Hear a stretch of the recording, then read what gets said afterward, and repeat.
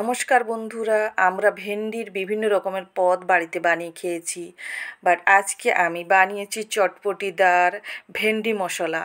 এই চটপটিদার ভেন্ডি মশলাটা খেতে সুস্বাদু, খুব সুন্দর লাগে। বড়রা যারা ভেন্ডি খায় না তারাও খাবে, আর ছোটরা যারা ভেন্ডি খেতে পছন্দ করে না তারাও এইভাবে বানিয়ে দিলে খেয়ে নেবে। এটা ভাত বা রুটি দুটোর সঙ্গেই খাওয়া যাবে। আমি 500 মতো ভেন্ডি নিয়েছি, এই যে দেখুন।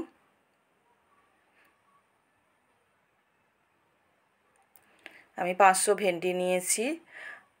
ভেন্ডিটাকে ধুয়ে নিয়ে আমি এইভাবে ছোট ছোট পিস করে কেটে নিয়েছি। খুব বেশি আমি বড় করিনি, এইভাবে ছোট ছোট পিস করে নিয়েছি।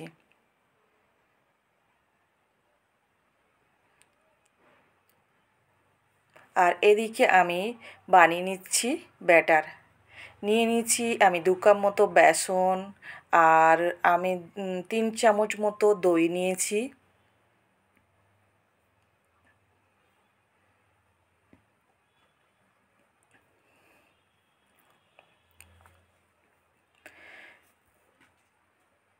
এবার দিয়ে দিচ্ছি হলুদ,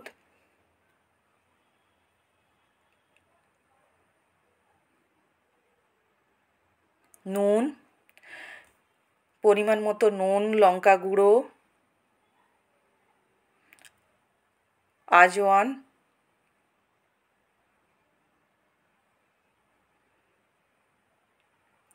এবার জল একটু একটু করে দিয়ে আমি একটা চামচের সাহায্যে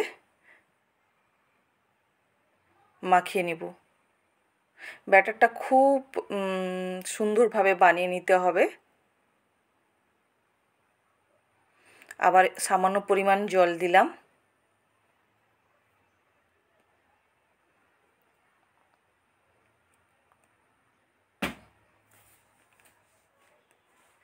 আবার সামান্য পরিমাণ জল দিলাম। ব্যাটারটা বেশি গাঢ় হয়ে যাচ্ছিল।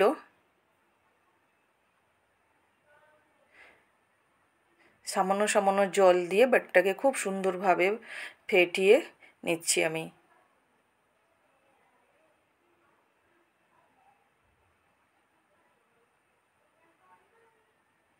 আর যেহেতু দই দেওয়া আছে তার জন্য ব্যাটারটাকে একটু ফেটাতে বেশি হবে।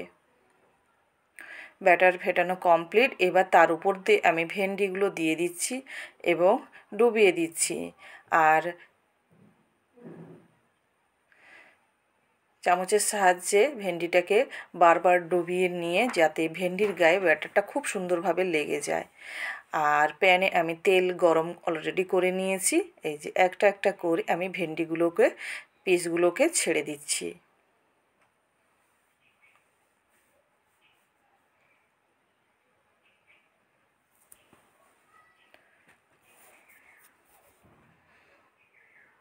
এইভাবে আমি একটা একটা পিস ছেড়ে দিচ্ছি।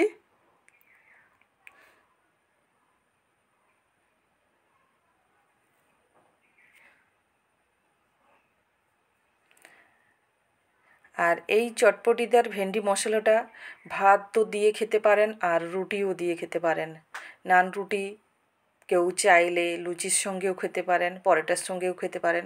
সব কিছুর সঙ্গে এই চটপটিদার ভেন্ডি মশলাটা খাওয়া যায়।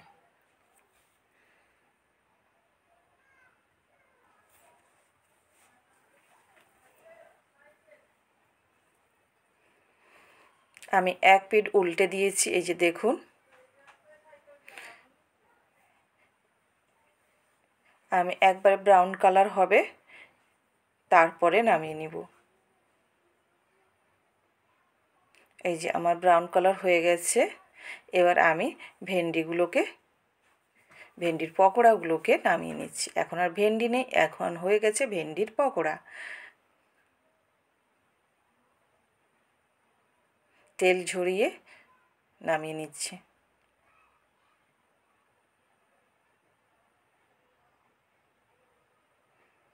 আর বাকি যে ভেন্ডিগুলো আছে সেগুলোকে আবার একটা একটা করে দিয়ে দেব।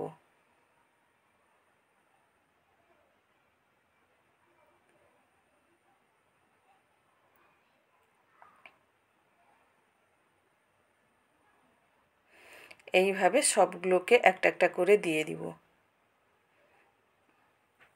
এই যে দেখুন আমি সবগুলোকে একটা একটা করে দিয়ে দিয়েছি। আমার ভেন্ডির পকোড়াটা রেডি। খুব সুন্দর খাস্তা, আর কালারটাও খুব সুন্দর এসছে। আর এই পকোড়া অবস্থায়ও খাওয়া যাবে, যদি কেউ চায় পকোড়াটাও খাওয়া যাবে। এবার আমি ওই প্যানে আমি জিরে নিয়ে নিলাম, গোটা জিরে, কোঁচানো রসুন,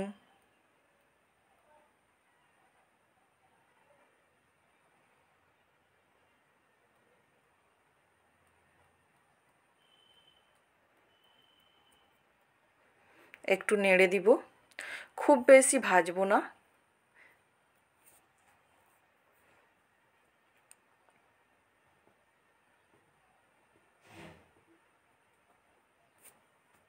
এবার দিয়ে দিচ্ছি কুচানো পেঁয়াজ,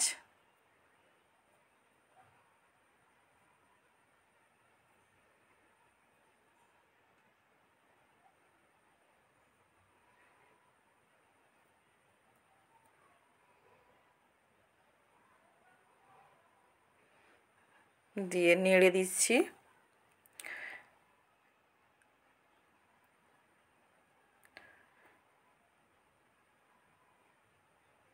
পেঁয়াজটাকেও খুব বেশি ভাজবো না।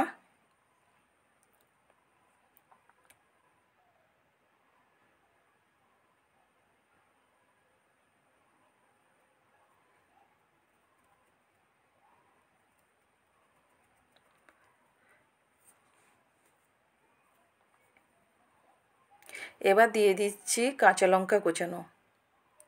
পরিমাণ মতো দেবেন, বাচ্চা বড় সবার খেয়াল রেখে আমি পরিমাণ মতো দিয়েছি, খুব বেশি পরিমাণ দিইনি। এবার পেঁয়াজের সঙ্গে লঙ্কাটাকে হালকা ভেজে নেব, তারপরে দিয়ে দেব কোচানো আদা কোচানোটাকে দিয়ে দিলাম। এবার আদাটাও পেঁয়াজের সঙ্গে যাতে ভাজা হয়ে যায় সেইভাবে, বেশি ভাজবো না, খুব বেশি পেঁয়াজ আদা রসুনটাকে ভাজবো না। এই যে এবার দিয়ে দিচ্ছি ডাস্ট মশলা, যেগুলো হচ্ছে হলুদ, লঙ্কার গুঁড়ো, ধনিয়া পাউডার,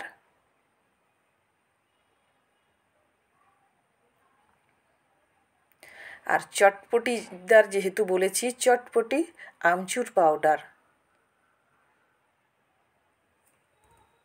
তাই চটপটি স্বাদ আনার জন্য আমচুর পাউডারটা মাস্ট। আর দিয়ে দিচ্ছি নুন, বিট নুন দিলাম, তারপরে নুনটা দিলাম। বিট নুনটা দিলে তার টেস্টটা অন্য রকমের হয়। আর স্বাদ মতো পরিমাণ মতোই নুনটা দিলাম। এবার আমি নেড়ে নিচ্ছি। এবার দিয়ে দেব আমার ভেন্ডির পকোড়াগুলোকে, দিয়ে খুব সুন্দরভাবে নেড়ে দিব, যেন প্রত্যেকটা ভেন্ডি পকোড়ার গায়ে মশলাগুলো লেগে যায়।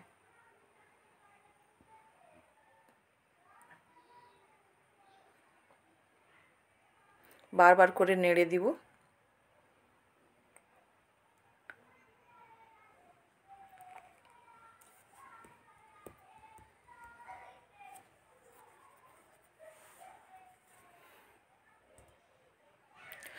আমার ভেন্ডি মশলাগুলো পুরো যাতে মেখে যায়, গায়ে মাখো মাখো হয়ে যায়, তার জন্য পুরো আমি সুন্দর করে নেড়ে নিয়েছি। এবার হচ্ছে আমি ধনে পাতাটা উপর থেকে ছড়িয়ে দিলাম। এবার ধনে পাতাটা দিয়ে আবার আমি 2-3 মিনিট মতো আবার ভালো করে আমি নেড়ে নিব, যাতে ধনে পাতাটাও তার সঙ্গে খুব সুন্দরভাবে একটা তার ফ্লেভার চলে আসে।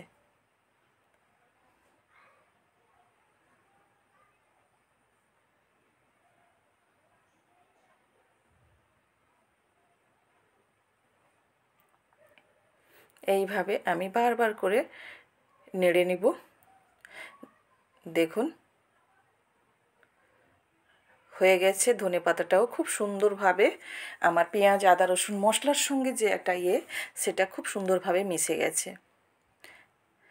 আমার রেডি চটপটিদার ভেন্ডি মশলা রেডি। আর এই চটপটিদার ভেন্ডি মশলা আপনারা নিশ্চয়ই বাড়িতে ট্রাই করবেন। নমস্কার।